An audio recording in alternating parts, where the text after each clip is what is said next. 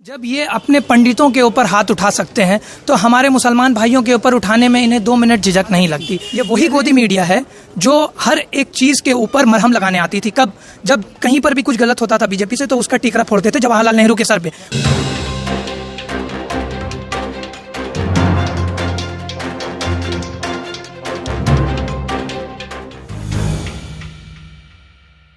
नमस्कार, आदाब। मैं रज़ा अंसारी। आज जो है 16 जो है मई हो चुका है, यानी कि कल जो है लॉकडाउन ख़त्म हो रहा है। प्रधानमंत्री ने कह दिया है कि चौथा लॉकडाउन जो 18 मई से होगा तो इसके रंग रूप अलग होंगे, जिसको लेकर बहुत सारे मीम्स भी बन रहे हैं और बहुत सारे लोग जो है कह रहे हैं कि जो रास्तों पर लोग हैं उनके लिए अब तक कोई पैकेज नहीं है। वैसे 20 लाख करोड़ के जो पैकेज आए उसके अलग अलग भागों में निर्मला सीतारमण जी ने अलग अलग चीज़ों को डिस्कस किया, मगर वो जनता तक कैसे पहुँचता है वो मतलब कि एक बड़ा टॉपिक है, उसी को लेकर सारा डिबेट चल रहा है। वैसे आज जो है 5 बड़े मुद्दे जिन पर मैं यहाँ पर मेरे पीछे बंगाल के ऐसे लोग जो ऐसे नौजवान जो यहाँ के राजनीति को बहुत अच्छा से समझते हैं या बहुत बोलने की जो है मतलब कि अपनी प्रतिक्रियाएं देते हैं और बातचीत करते हैं, उनसे इस मुद्दे पर जाने के पहले आपको 5 टॉपिक बता दें, क्योंकि ये टॉपिक आज के दिन में जो है सबसे ज़्यादा ज़रूरी है, क्योंकि इस पर बात नहीं हो रही। पहला टॉपिक ये है कि त्रिपुरा आप जानते हैं विप्लव कुमार देव के बारे में आप जानते होंगे। ये ऐसे व्यक्ति है, वहाँ के मुख्यमंत्री जो अलग अलग विचारों को लेकर आते हैं और हर बार इनका मीम्स बनता है। कभी ये कह देते हैं कि डक से जो है पानी में ऑक्सीजन जनरेट होता है, तो इन पर भी बात होगी। दूसरा चीज़ है, वहाँ पर यह था कि त्रिपुरा में अबुल हसन चौधरी थे, वह एक युवक थे। जब मस्जिद में नमाज़ पढ़कर ऐशा की नमाज़ पढ़कर बाहर आ रहे थे तो बहुत सारे लोगों पर कट्टरपंथी लोग हैं जो अपने आप को हिंदू बता रहे थे, उन्होंने उनके ऊपर हमला किया। दूसरा टॉपिक ये है कि औरैया उत्तर प्रदेश का मतलब एक ज़िला है, एक जगह है। औरैया में जब राजस्थान से जो है लोग वापस आ रहे थे झारखंड और बिहार के लिए, वो एक बड़ा भीषण सड़क हादसा हो गया जिसमें 24 लोग मारे गए हैं। फिलहाल योगी आदित्यनाथ ने वहाँ के एसएचओ को जो है मतलब कि कुछ दिनों के लिए सस्पेंड कर दिया है। चौथा टॉपिक ये है कि जब मरकज़ में 13 तारीख को 1300 लोग जमे थे 15 तारीख को, तो पूरे दुनिया में या पूरे हिंदुस्तान में कोरोना वहाँ से फैल गया। मगर कर्नाटका के रामनगर में आज हिंदू मंदिर है, वहाँ पे मंदिर है रामा देवी मंदिर, वहाँ पे लोग जो है एक पूजा कर रहे थे, तो क्या उससे नहीं फैल रहा है कोरोना? तो इस पर बहस करूंगा। 5वां टॉपिक यह है कि बंगाल में जो है चौथे लॉकडाउन में मतलब कि जब शुरू होगा तो यहाँ पे ऑड इवन के हिसाब से चलेगा। जो दुकानें सोमवार को खुलेंगी वो दुकानें मंगलवार को नहीं खुलेंगी, तो इस पर बात करेंगे। और एक टॉपिक यह है कि पश्चिम बंगाल में जो है इस बार जो है बीजेपी बहुत कोशिश में लगी, और क्योंकि ममता बनर्जी को लेकर जो सवाल ये पैदा हो रहा है कि वहाँ जो है ममता बनर्जी का काम है, तो यहाँ पे तेलनीपाड़ा जो हुगली डिस्ट्रिक्ट का एरिया आता है जहाँ की जो है सांसद जो है लॉकेट चटर्जी है जो बीजेपी की हैं, वहाँ पे एक बहुत बड़ा जो है आप कह सकते हैं कि हिंदू मुस्लिम को माहौल को बिगाड़ने के लिए एक राइट हुआ, जहाँ पे मुसलमान जो तादाद में है उनको बहुत ज़्यादा अटैक किया गया, उनके जो फाइनेंशियल कंडीशन को ख़राब किया गया है। और वैसे एक चीज़ है कि बंगाल में जब भी जहाँ पर भी एक्सीडेंट हुआ या जहाँ पर भी राइट्स हुए वहाँ पे हर बार बीजेपी के ही एमपी थे, चाहे वो अर्जुन सिंह राव भातपाड़ा का, चाहे वो आसनसोल का आप कह सकते हैं, या अभी जो फिलहाल जो हुगली में हुआ उस पर बात होगी। तीसरी चीज़ है कि उत्तर प्रदेश हाईकोर्ट ने जो इलाहाबाद हाईकोर्ट ने कहा है कि वही मस्जिदों में अजान होंगी लाउड स्पीकर से जिनको कोर्ट ने परमिशन दिया। तो इन पर हम बातचीत करेंगे। पहले जानेंगे कि यहाँ के जो युवक है जो यहाँ के राजनीति को समझते हैं, किसी भी विचारधारा से फॉलो करते हो, उनसे जानेंगे। पहले तो आप अपना नाम बताइए। जी, ताबिश हुसैन मेरा नाम हुआ है और मैं आपके यहीं रिपन स्ट्रीट से बिलोंग करता हूँ। और आप लोगों को रमज़ान की बहुत बहुत मुबारकबाद। आखिरी अशरे में आप लोग ज़्यादा से ज़्यादा इबादत करें, और जो हिंदुस्तान में ये जो कोरोना वायरस का माहौल छिड़ गया है और दुनिया में छिड़ गया है, इससे जल्द हम लोगों को निजात होनी चाहिए। अच्छा ताबिश, ये सवाल ये है कि कर्नाटका के रामनगर में जब 1300 लोग मरकज़ में निज़ामुद्दीन में खड़े थे तो बताया गया कि पूरे हिंदुस्तान में कोरोना फैल गया, मगर वही लोग जब प्लाज्मा दिए तो मीडिया के ज़रिए उनका कोई अप्रिशिएशन नहीं हुआ। तो आज रामनगर कर्नाटका में जो लोग मौजूद है जो पूरे स्पिरिचुअलिटी के साथ जो आज पूजा कर रहे हैं, तो क्या इससे कोरोना नहीं बढ़ रहा है या इससे कोरोना घट रहा है? क्या उनका कोरोना टेस्ट हुआ? इस पर आपकी क्या राय? देखिए, ये बात रखने से पहले आपको समझना होगा कि जो जमात के लोगों के ऊपर उंगली उठाई गई है, ये उठा कौन रहा था? 1300 लोग जमे, जाहिर सी बात है ये किस तरह जमे नहीं जमे ये सबको मालूम है। ये जो मीडिया बातों को उछाल रही थी, ये वही गोदी मीडिया है जो हर एक चीज़ के ऊपर मरहम लगाने आती थी। कब जब कहीं पर भी कुछ गलत होता था बीजेपी से तो उसका टीकरा फोड़ते थे जवाहरलाल नेहरू के सर पे, कांग्रेस के सर पे। तो आज ये बोलते हैं कि 1300 लोग जमा हुए हैं, इससे कोरोना वायरस फैला। लेकिन ये रामनगर में जो आप बात कर रहे हैं जहाँ का, देखिए कोरोना किस हद तक फैल रहा है नहीं फैल रहा है ये हम और आप हर कोई जान रहे हैं। बट सबसे इम्पोर्टेंट है ये गवर्नमेंट यहाँ 3 चीज़ का भी हम लोग सामना करें। हर हिंदुस्तान के अलावा पूरा दुनिया सिर्फ और सिर्फ फेस कर रहा है कोरोना वायरस, लेकिन हम लोग यहाँ 3 चीज़ से लड़ रहे हैं हिंदुस्तान में। एक कोरोना वायरस, और एक हिंदू मुस्लिम का एक वायरस फैला दिया इस मीडिया वालों ने, उससे लड़ रहे हैं, और ये तीसरा ये गवर्नमेंट की नाकामी से लड़ रहे हैं। अच्छा, ये बताइए, जो शराब की दुकान जो फैसला लिया गया खोलने का, तो वहाँ पे हजारों की तादाद में, मरकज में तो सिर्फ 1300 लोग एक दिन थे या 2 दिन थे, मगर आज हर लाइन में 1300 लोग हैं। तो उस पर का जो सरकार की जो राय है 70% वैट बढ़ा दिया गया, टैक्स बढ़ा दिया गया, तो ये फैसला को किस तरह से आप मानते हैं इकोनॉमिक के हिसाब से? ये आप समझ लीजिए सरकार, सेंट्रल गवर्नमेंट की सरकार पूरा नाकाम हो चुका है। उन लोगों को रेवेन्यू अब चाहिए, टैक्स चाहिए, इसी के लिए बोलते हैं डूबते को तिनका का सहारा। तो ये सरकार डूब रही थी, तो तिनका इन्हें शराब का दुकान मिला, तो ये शराब की दुकानों को खोल करके कुछ अपना रेवेन्यू जनरेट करा रहे हैं, वरना इसके अलावा और कुछ नहीं है। कोरोना तो हम लोग जहां तक जो फैलना था कोरोना, वो जो गुजरात के लिए जब आए थे हमारे डोनाल्ड ट्रंप साहब, तभी कोरोना के लिए बहुत सारे लोग वीज़ा के जरिए से कोरोना लेकर आए हैं। एक सवाल और जानना चाहूँगा, फिर आपसे कुछ लोगों से बात करूँगा। त्रिपुरा में जो घटना हुआ, बिप्लब देव वहाँ बीजेपी शासित राज्य है, अबुल हसन चौधरी जो है युवक थे, उनको बाहर निकाल कर मारा भी गया, वो नमाज पढ़ रहे थे। तो इस तरह की जो वारदातें इस कोरोना वायरस में हो रही है, तो मुस्लिम और हिंदू भाईचारा जो है उसको किस तरह से तोड़ा जा रहा है, या इस विचारों को किस तरह से आप देखते हैं? ये कोई बहुत बड़ी चीज़ और बहुत नई चीज़ नहीं है। 2014 में जब से बीजेपी आई है, ये कोई अचंभे की बात नहीं है। ये शायद अचंभा अब आपको लग रहा है या हमें लग रहा है। जब ये अपने पंडितों के ऊपर हाथ उठा सकते हैं, तो हमारे मुसलमान भाइयों के ऊपर उठाने में इन्हें 2 मिनट झिझक नहीं लगती। ये रेप केस आप देखिए सबसे ज़्यादा बढ़ चुका है, ये मॉब लिंचिंग आपका सबसे ज़्यादा बढ़ चुका है। तो ये आप बिप्लब दे हो, या यहाँ पे आपका भाटपाड़ा में जो पिछले साल हुआ, या यहाँ पे आपका तेलनीपाड़ा में अभी हो रहा, ये होता रहेगा, क्योंकि ये सरकार अपनी नाकामियों को छिपाने के लिए किसी भी हद तक जा सकती है, किसी भी हद तक गिर सकती है। जी, अच्छा। तो एक आखिरी सवाल ये जानना चाहेंगे कि जब मरकज़ को लेकर मुसलमानों को ऊपर जो टारगेट किया गया, तो लगता है कि सरकार भी इसमें मिली हुई है, या सरकार खुद कह रही है मीडिया हाउसेस को कि आप मुसलमानों को टारगेट कीजिए? ये बहुत ही निंदनीय बात है। देखिए, ये अभी हमारी बंगाल की सरकार ने बहुत ही अच्छा एक स्टेप लिया। हमारे उलमाओं ने रिक्वेस्ट किया कि आप 30 तारीख तक मत खोलिए, क्योंकि देखिए 31 मई तक मत खोलिए। वजह क्या है? अगर ये खोल देते हैं, ये अगर खोल देते तो देखिए ये मीडिया हाउस वाले, ये जो हैं बहुत सारे गोदी मीडिया, ये क्या करते हैं, एक तरफ आपके हमारे रेड रोड का फोटो रहता, एक तरफ मुंबई का रहता, एक तरफ दिल्ली का रहता, एक तरफ गया या पटना का रहता, दिखाते हर चारों जगह में मुसलमान नमाज पढ़ रहे हैं और गले मिलकर कोरोना बांट रहे हैं। इसी तरीके से पूरे हिंदुस्तान में कोरोना फैल गया। ये बहुत ही अच्छा स्टेप हुआ। कोरोना हम लोग, देखिए कोरोना हम लोग फैला नहीं रहे हैं, ये मान लीजिए। हम लोग सबसे ज़्यादा दुआ कर रहे हैं, सबसे ज़्यादा इबादत कर रहे हैं, लेकिन अब हम लोगों को हिकमत से काम लेना है, अपने घरों में रहना है, घरों में रहकर इबादत करना है। और ये कोरोना से ज़्यादा डेंजर है ये गवर्नमेंट की नाकामी। ये गवर्नमेंट कुछ नहीं कर सक रही है, इसी के लिए अपना पिटारा सिर्फ और सिर्फ मुसलमान के ऊपर फोड़ रही, क्योंकि ये मुसलमान, ये हमें उस वक्त समझना चाहिए जो अभी बीच में इन लोगों के पास कुछ टॉपिक नहीं मिला, तो यही रिपब्लिक चैनल जिनके पास कुछ टॉपिक नहीं, ये पाकिस्तान में सिखा रहे हैं कि पाकिस्तान में कब का लॉकडाउन खुल गया। अरे पाकिस्तान में लॉकडाउन खुला, पाकिस्तान में टमाटर बिक्री हो रहा, अचार बिक्री हो रहा, उससे हमें क्या है? हमें अपना हिंदुस्तान का इकोनॉमी के बारे नहीं मालूम, जीडीपी वापस 1.5 में आ जाता है, कुछ नहीं मालूम, सीआरआर कहाँ जाके खड़ा है, इसके ऊपर बात नहीं करने के बजाय कल निर्मला सीतारमन जी कहती हैं 65% ऑफ द इंडियंस, जो कि हमारे 6 लाख रुपए सालाना कमाती है। आपको क्या लगता है ये सही? हाँ, ये 6 लाख रुपए जो बोल रही हैं, ये उन लोगों के लिए बोल जो आरएसएस के शाखा से जुड़े हुए हैं। ये तो प्याज के ऊपर भी कुछ नहीं बोल सकती, ये लहसुन के ऊपर भी कुछ नहीं बोल सकती। तो इन लोगों की बात को अब आप समझ लीजिए, ये एक नाकाम सरकार की नाकाम निशानी है। जी, चलिए बात करेंगे। अच्छा, मेरे साथ जो है इमरान सोलंकी है, असदुद्दीन ओवैसी के पार्टी से जुड़े हैं और जो है एमआईएम के विचारधारा को फॉलो करते हैं। इमरान, पहला सवाल ये है कि जैसे मतलब कि तेलनीपाड़ा हो गया जो हुगली डिस्ट्रिक्ट है, उससे पहले जो है भातपाड़ा जहाँ के अर्जुन सिंह है, तो और प्लस उसके बाद आसनसोल है, 3 अलग अलग जगहों पे बड़ी घटनाएं हुई हैं। तीनों जगह पर जो है बीजेपी के एमपीज़ हैं, और जो स्थानीय लोगों का मानना है कि शायद टीएमसी वाले भी सपोर्ट कर रहे हैं। तो इसको किस तरह से लग रहा है कि मुसलमानों की रहनुमाई के तौर पर ममता बनर्जी जिस तरह सामने आकर आ रही है, तो क्या उसमें वो सक्षम है या उनका कुछ कनेक्शन आरएसएस से लग रहा है ऐसा?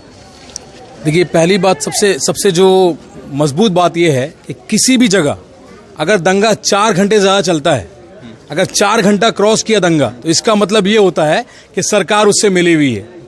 दिल्ली में दंगा हुआ 4 घंटे ज़्यादा, 3 दिन दंगा हुआ, कहीं भी दंगा होता है 4 घंटे से अगर ज़्यादा दंगा होता है तो सरकार मिली हुई है। अब बात ऐसी है कि बंगाल में ममता बनर्जी और बीजेपी का गठजोड़ है या नहीं, तो ये वही ममता बनर्जी है जो 2002 में जब गुजरात दंगा हुआ था, पुराना राग हो गया, ये कुछ नया बता दे रहा हूं मैं आपको जनता को बता दे रहा हूं, ये साथ में थी ममता बनर्जी, ठीक है। अब हालात ऐसे है ना कि दंगा कहीं भी होता, आप एक जगह की सीएम है, ये अर्जुन सिंह, ये लॉकेट चैटर्जी, ये बाबुल सुप्रियो, ये मेंबर ऑफ पार्लियामेंट, बंगाल ये नहीं चला रहे, बंगाल चला रहे हैं जो चला रही है वो ममता बनर्जी सीएम है, वो चला रही है। आज भाटपाड़ा में जो दंगा होता है, आसनसोल में दंगा होता है, और आपका तेलनीपाड़ में दंगा होता है, तो हालात जो ये सुधारने की जिम्मेदारी किसकी है? प्रशासन, पुलिस किसके हाथ में है? सरकार के हाथ में है। सरकार एक्शन नहीं लेती है। फिर हम लोग जब बोलते हैं कि ममता बनर्जी बीजेपी मिली, तो आप लोग सवाल करते हैं ममता बनर्जी तो मुसलमानों के साथ हमरा है। आप बताइए दंगा क्यों नहीं रोक पा रही ममता बनर्जी? अच्छा, एक बात बताइए, चलिए आप कहते हैं कि ममता बनर्जी दंगल नहीं रोक पाई। अभी कुछ दिन पहले आंध्र प्रदेश में जो एलजी के पॉलीमर प्लांट में हुआ, लगभग वहाँ 16-17 लोग मर गए। आंध्र प्रदेश का इलाका, वहाँ पे मतलब असदुद्दीन ओवैसी के पार्टी के लोग ज़्यादा एक्टिव है, तो वहाँ पर मतलब कि आपकी पार्टी ने क्या स्टेप उठाया? आंध्र प्रदेश में हमारी पार्टी के जो लोग आप एक्टिव बोल रहे हैं, हमारी वहाँ पे कुछ भी नहीं है। आंध्र प्रदेश के जो सीएम है, अगर आपको याद होगा इलेक्शन का, आंध्र प्रदेश में जगनमोहन रेड्डी सीएम है, जब इलेक्शन हुआ था तो हम लोगों ने उनकी तायद की थी। हमारे कैंडिडेट वहाँ पे थे, हम लोगों ने करीब 50 कैंडिडेट वहाँ पे दिए थे, लेकिन ऐसा साहब ने विड्रॉ किया कि नहीं, हम लोग जो है जगनमोहन रेड्डी का सपोर्ट करते हैं, और बीजेपी के मुखालिफ जो बीजेपी को रोकना है, हम उसके लिए जगनमोहन रेड्डी को सपोर्ट करते हैं। और उसी हालात से मुसलमानों से अपील भी की कि आप लोग अपना वोट जो है बीजेपी के खिलाफ देना है, तो आप आंध्र जगनमोहन रेड्डी साहब को दीजिए, क्योंकि वहाँ पे हुकूमत इनकी थी, तेलुगु देशम के जो है, हाँ उनकी थी। तो वहाँ पे आज अल्हम्दुलिल्लाह वो जीत के आए, सीएम बने हैं। हम लोग तायद की थी उनकी, और हम लोग जो बीजेपी मुखालिफ जो लोग हैं, जो सिर्फ मुसलमान नहीं, जो गैर मुस्लिम भी हैं, उनसे भी अपील की थी कि जो सेकुलर लोग हैं वो सेकुलर पार्टी को वोट दें। अच्छा, एक सवाल और है, चलिए मैं मान लेता हूँ कि सेकुलर लोग हैं, सेकुलर पार्टी को वोट दे। असदुद्दीन ओवैसी के में बहुत सारे ऐसे दलित के लोग हैं जो उनके साथ खड़े। एक सवाल ये है, इलाहाबाद हाई कोर्ट का आज एक फैसला आया है, उसमें बताया गया है कि जिन मस्जिदों में परमिशन है अजान की लाउड स्पीकर के जरिए, उसी में अजान दिया जाएगा, बाकी जगहों पर नहीं दिया जाएगा। तो उत्तर प्रदेश में कहीं ना कहीं MIM जो है अपना चादर फैला रही है, तो ये जो फैसला आया है उसमें आपके पार्टी का क्या स्टैंड है? और क्या आपको लगता है कि मस्जिदों से जो अजान हो रही है, तो चूँकि मस्जिदों में नमाज जो है शांति के लिए पढ़ा जाता है, तो फिर जो लोग दूसरे धर्म के, उनको भी क्यों मतलब कि नमाज की जो अजान की आवाज़ें सुनाई दे रही है? अभी आप सुप्रीम कोर्ट का, हाई कोर्ट का फैसला बोल रहे हैं, इलाहाबाद हाई कोर्ट का, ठीक है, लेकिन आप हम मुझे ये बताइए, आज आप फैसला सुना रहे हैं, आज जो फैसला आया है वो आप उस चीज़ को एक बार दरकिनार करिए। इसके पहले काफ़ी सारी मस्जिदें जो बंद पड़ी हुई हैं, उसके लिए क्या सरकारें क्या स्टेप ले रही हैं? तो ये क्या हम लोग मुखालिफ फैसला है या ठीक है? नहीं, मुसलमान मुखालिफ की बात है। देखिए, आपको सिस्टम में तो रहना पड़ेगा। अगर हम लोगों को आज क्या है ना कि हम लोग सिस्टम में नहीं है, और जितनी पॉलिटिकल पार्टी है पूरे हिंदुस्तान में, सिर्फ बंगाल की बात नहीं कर रहा हूं मैं, पूरे हिंदुस्तान में ये सारी की सारी पार्टियों ने आपको एक सिस्टम से अलग करके रखा। अब लोग बोलेंगे सिस्टम से हम लोगों को अलग किया। सर, जो काउंसलर हैं, जो हमारे MLA, हर जगह जो MP है, सिस्टम में रखते नहीं है। आप सिस्टम से अलग हिस्सा है, इसीलिए आपको मस्जिदों में जो लाउडस्पीकर जो मना किया गया, जहाँ जहाँ रजिस्टर्ड है वो करेंगे। तो इसमें सरकार की जो मुसलमानों के खिलाफ फैसला, ये नहीं बोलूँगा। हम लोगों को सिस्टम में आना पड़ेगा, और हम लोगों के MP को, हमारे MLA को, हम जिनकी हम क़यादत करते हैं, जो हमारा वोट लेते हैं, उनको आके आपको बताना पड़ेगा कि आपके इलाका काउंसिलर, जैसे ये वार्ड है 43, यहाँ एक काउंसिलर को बताना पड़ेगा कि भाई आपके जो मस्जिद है यहाँ पे कितनी मस्जिदों का लाउडस्पीकर, कितनी मस्जिदों का रजिस्टर्ड नहीं है।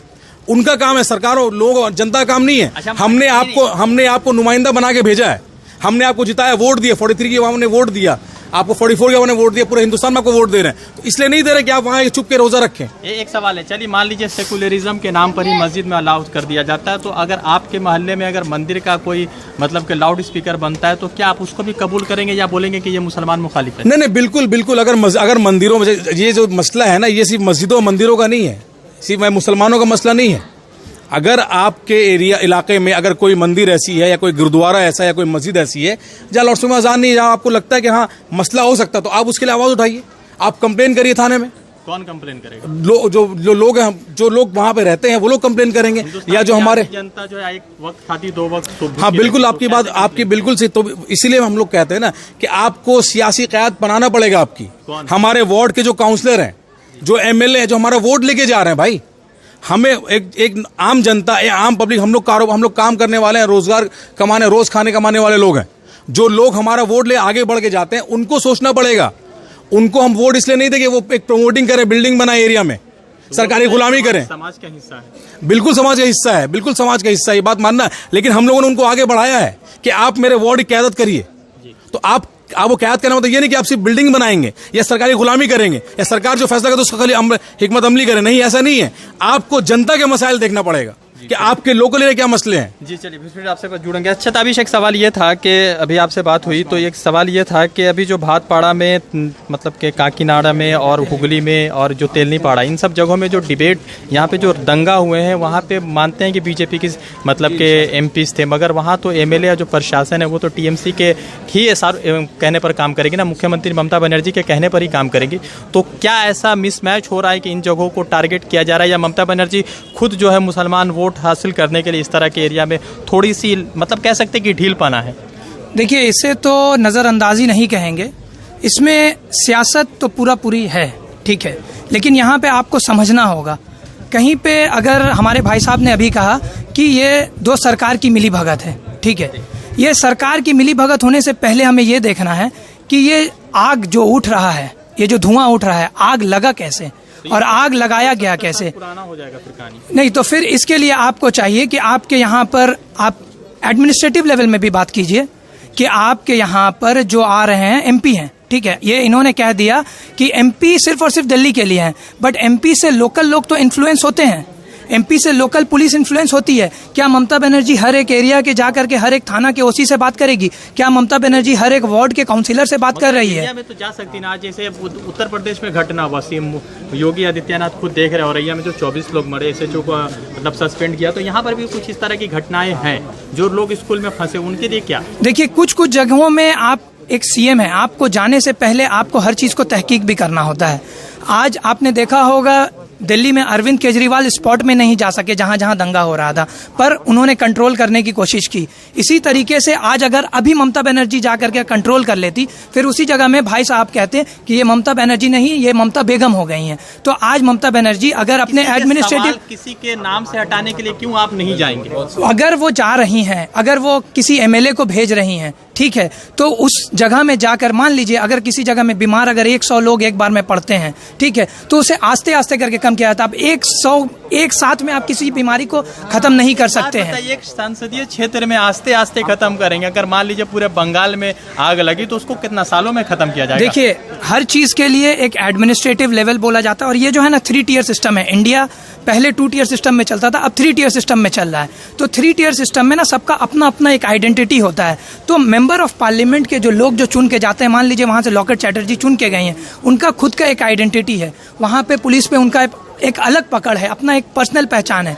हम मान सकते हैं कि पुलिस भी जाकर डिफेंड करते होंगे, ये हम मान सकते हैं। हम ये भी मान सकते हैं कि लॉकेट चैटर्जी ये दंगा कराई हैं, लेकिन आपको ये चीज़ समझना होगा, अगर एमएलए रास्ते में उतर रहे हैं तो वो एमएलए के कितने लोग, पर्सनल कितने लोग हैं, उनके सपोर्ट में कितने लोग हैं। ये अगर एमपी आई हैं तो ये एक बहुमत में आई हैं, ये अपना जीत कर आए हैं। मान लीजिए आपको 50% नहीं 60% वोट मिला है। एक सवाल ये है कि कंक्लूड करूंगा, क्या स्टेप लेना चाहिए अभी मतलब के तेलनीपाड़ा के लिए? देखिए, ये स्टेप लेने के लिए आपके लिए सीएम आपकी हैं यहाँ।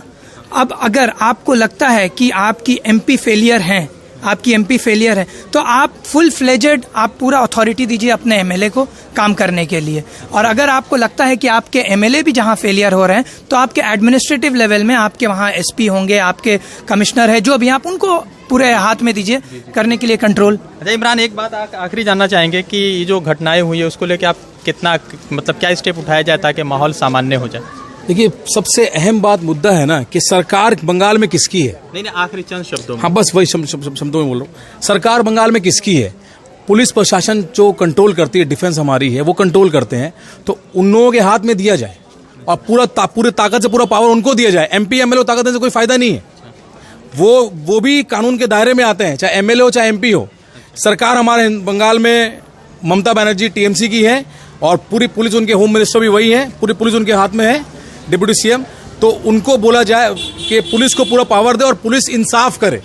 जब तक एक बहुत अहम पुलिस का काम बहुत प्रशंसनीय रहा है ये पूरे मतलब के लॉकडाउन में, ऐसा तो मानना नहीं, बिल्कुल। देखिए, पुलिस जो काम कर रही है, ये कोरोना वायरस, ये क्या राइवल बोलेंगे उनको, पुलिस बोलिए आप, फिर ये डॉक्टर्स बोलिए, ये लोग काम कर रहे हैं। इनके काम करने में कोई निशान, कोई वो नहीं है, अच्छा काम कर रहे हैं माशाल्लाह। लेकिन सर, जहां दंगा हो वहां इंसाफ होना चाहिए। कहीं भी दंगा हो, अगर आप इंसाफ कायम कर देंगे तो कहीं दंगा नहीं होगा। दूसरा आदमी डरेगा दंगा करने से। आज हमारे छोटे छोटे वार्ड जो इलाके हैं, यहाँ पुलिस आती, लोग भाग जाते हैं। छोटी छोटी गलियां हैं, अपने घर चले आते हैं। तो पुलिस के हाथ में पावर है। चलिए, मतलब पुलिस के इंसाफ, हाथ में हाँ, इंसाफ और इंसाफ करिए, इंसाफ तो करिए। आपने देखा कि मतलब कि यहाँ पे बहुत सारे मुद्दों पर बातचीत हुई है, दो अलग अलग बयान सामने। अगर आप किसी बयान से अगर मतलब इत्तेफाक नहीं रखते, सहमति नहीं रखते, तो आप ज़रूर मुझे जो है कमेंट में जो है अपना सवाल भेजें। और किन मुद्दों पर आपको लगता है कि जवाब नहीं मिला, तो फिर मैं किसी और दूसरे इंटरव्यू में इन दो मतलब के जो युवा अतिथि हैं उनसे हम बात करेंगे, बातचीत करेंगे। मैं रज़ा अंसारी आपको कोलकाता से रिपोर्ट कर रहा था। एक आखिरी बात यह है कि ममता बनर्जी का जो इमेज जो उभर कर आया इस मतलब कि इस पूरे लॉकडाउन में, जो वीडियोज़ के जरिए जो सोशल मीडिया के जरिए आया है, वो एक अलग तरीके से प्रशंसनीय है। लोग उनकी प्रशंसा कर रहे हैं और लोग कह रहे हैं कि ममता बनर्जी ने यहाँ पर काम किया है, तो शायद उनका जो काम का जो ऑनर है वो शायद 2021 में यहाँ की जनता उन्हें ज़रूर दे देगी, अगर जनता का मानना। मैं रज़ा अंसारी रिपोर्ट कर रहा था कोलकाता से। मैं जुड़ूंगा फिर किसी बड़े अपडेट के साथ। शुक्रिया।